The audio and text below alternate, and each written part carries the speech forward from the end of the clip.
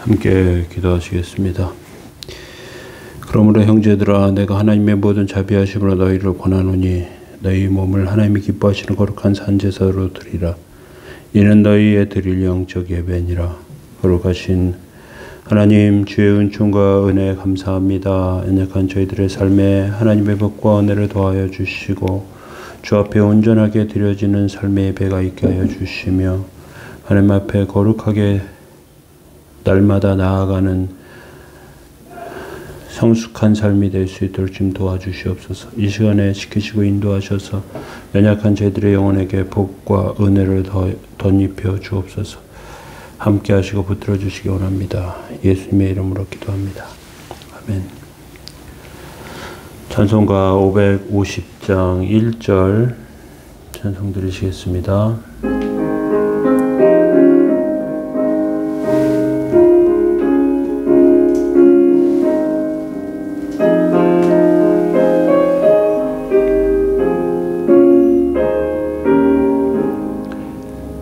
시온의 영광이 빛나는 아침, 어둡던 이 땅이 밝아오네. 슬픔과 애통이 기쁨이 되리. 시온의 영광이 비춰오네. 아멘. 시편 78편 43절에서 53절까지 말씀 보시겠습니다.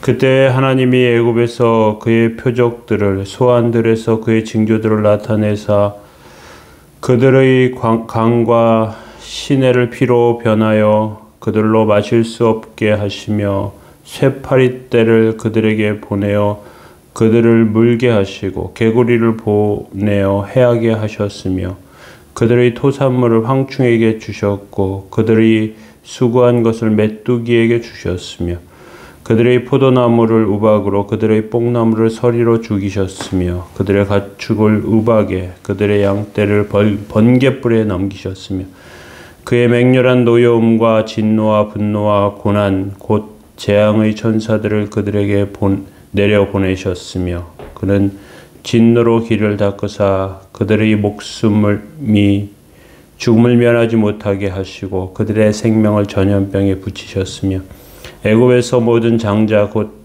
함의 장막에 있는 그들의 기력의 처음 것을 치셨으나 그가 자기 백성은 양같이 인도하여 내시고 광야에서 양떼같이 지도하셨도다. 그들을 안전히 인도하시리니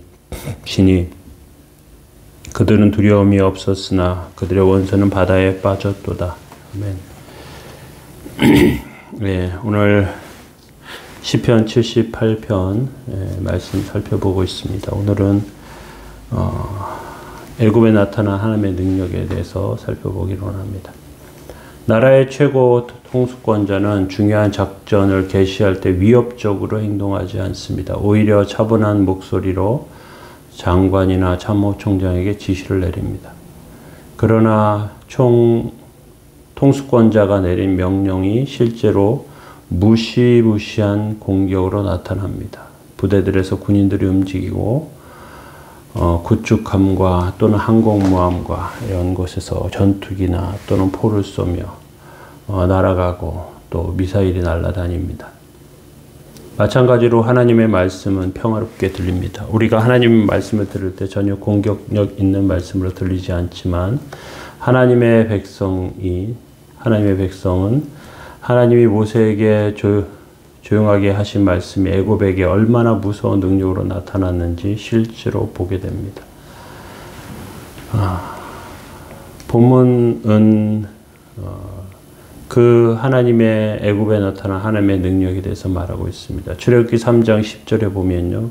이제 내가 너를 바로에게 보내어 너에게 내 백성 이스라엘 자손을 애굽에서 인도해 내게 하리라 이렇게 모세에게 말씀하셨습니다.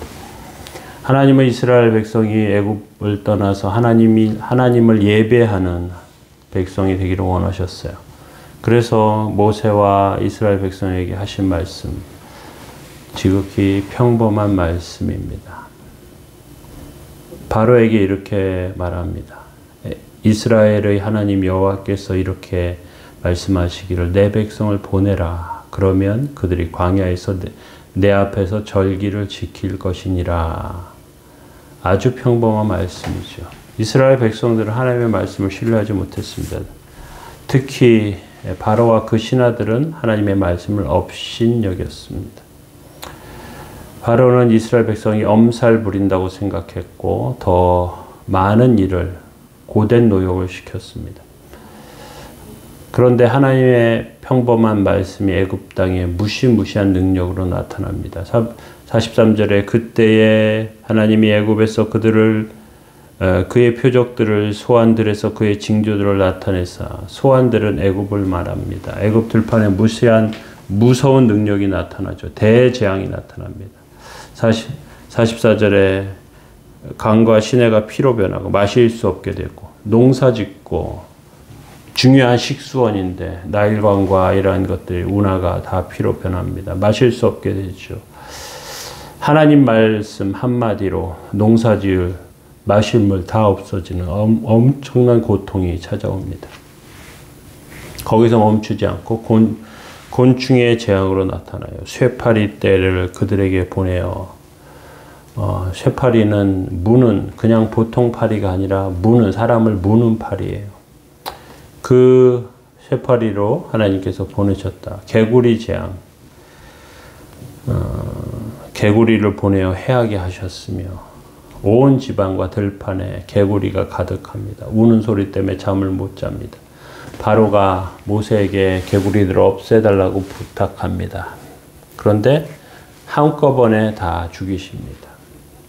모세의 기도에 따라 살기도 하고 죽기도 하는 것이죠. 그 다음엔 메뚜기를 보내십니다.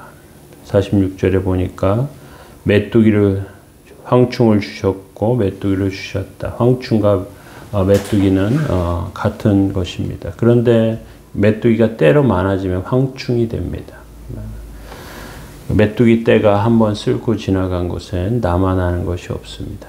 그렇게 일어나고 그 다음에는 우박이 내려요.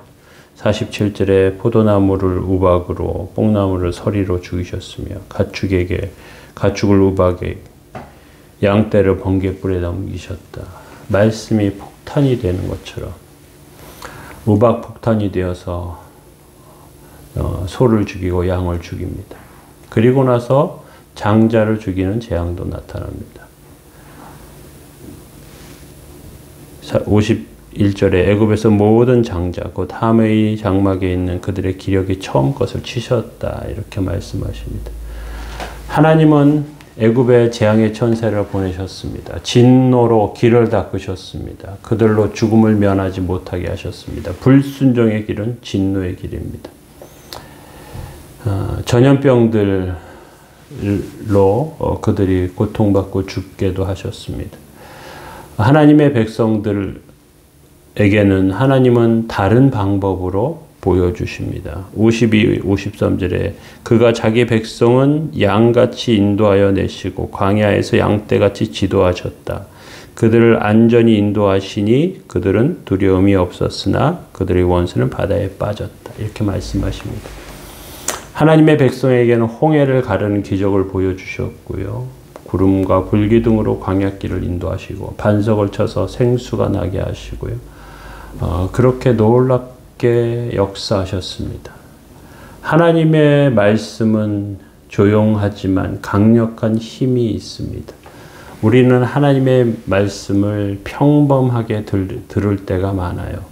우리가 하나님의 집 성전에 있기 때문에 말씀은 능력이고 기적이고 생명이라는 것을 잘 인지하지 못할 때도 있단 말이죠. 그런데 군 통수권자의 한마디로 전군이 움직이고 강력한 힘과 역사를 보여주는 것처럼 하나님께서 하시는 그 한 가지, 그 한마디를 통해서 큰 역사와 능력으로 나타나시는 것이죠. 하나님은 애굽의 하나님의 능력을 이렇게 보이셨습니다. 우리에게는 양떼와 같이 인도하시는 하나님이 대적하는 자들에겐 재앙과 두려움으로 임하시는 것이죠. 우리 심령과 영혼 속에 두려움을 갖지 마시고 하나님 은혜 가운데 세워지는 복되고 귀한 삶 다 되시기 바랍니다. 하나님 주시는 말씀은 조용하지만 대단하게 요란스럽게 우리 가운데 임하는 것이 아니지만 우리는 그 하나님의 능력 아래 하나님의 말씀 아래 능력을 경험합니다. 오늘도 그렇게 세워지는 저와 여러분들 되시기 바랍니다. 그러므로 형제들아 내가 하나님의 모든 자비하심으로 너희를 권하노니 너희 몸을 하나님이 기뻐하시는 거룩한 산제사로 드리라. 이는 너희의 드릴 영적 예배니라.